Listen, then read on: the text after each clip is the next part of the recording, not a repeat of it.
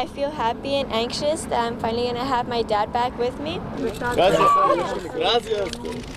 Relief and happiness when Romulo Avelica, husband, father of 4, and an undocumented immigrant, was reunited with his family after 6 months in federal custody. But he must still fight for the right to stay in this country. I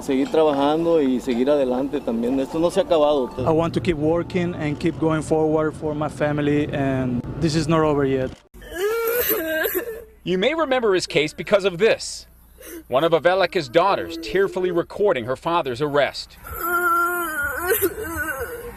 Though that viral video brought a lot of attention to his case, this happens every day. A presidential directive calls for deportation of any undocumented immigrant with a criminal past. We're going to be targeting targets 1, 2, and 3. Okay, let's head out.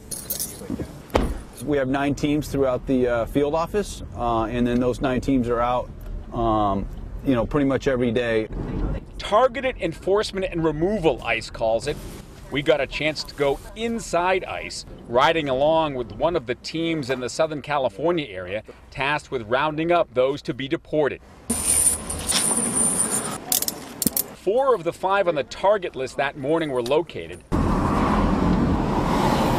A spousal assault, a DUI, gun possession, and a sex offender taken into custody in front of his niece and nephew. Is there a sensitivity to not arresting people in front of the kids? Yeah, we try to do all that stuff so we don't have to make those arrests in front of the children, but just in this instance, that's what happened. ICE stresses that despite President Trump's intense focus on illegal immigration, these operations are not new. In fact, over the years, some 350,000 so-called removable aliens have been arrested. Is there renewed focus on what you're doing? In a way, yes, I would say there's renewed focus because, we're getting a lot more media coverage on what we do where, previously we weren't necessarily getting that, but, we were still going out on these operations on a daily basis. But what immigrants' rights activists say is new is the attitude.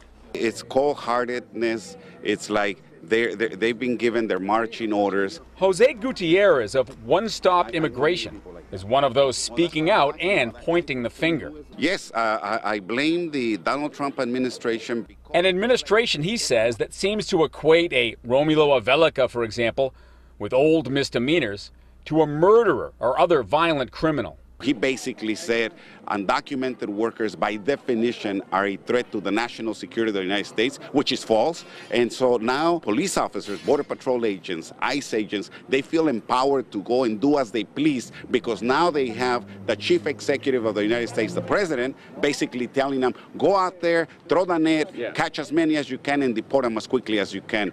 No holds barred type of approach. So in those hundreds of thousands of arrests over the years, how does ICE decide its targets? Convicted murderers or sex offenders or armed robbers? Or in Avelica's case, obtaining a fraudulent registration sticker back in '98, a DUI in '08? How are the priorities established? ICE refused a new interview, referring us instead to comments made by ICE's acting director on a Fox News program in which he said the law will be enforced without apology. But what President Trump has done, President Trump, when he signed the executive orders, he basically told the Border Patrol agents and the 20,000 American patriots that work for ICE, you can now do your job. You will enforce laws on your books. There's no population of alien that's off the table anymore, and we've been waiting on that for almost a decade now. So again, the unanswered question. How does a Romulo Avelica versus, say, a violent criminal get targeted? No answer, frustrating his family. We didn't think that my dad would even be a priority of something like this, but it did. It did happen.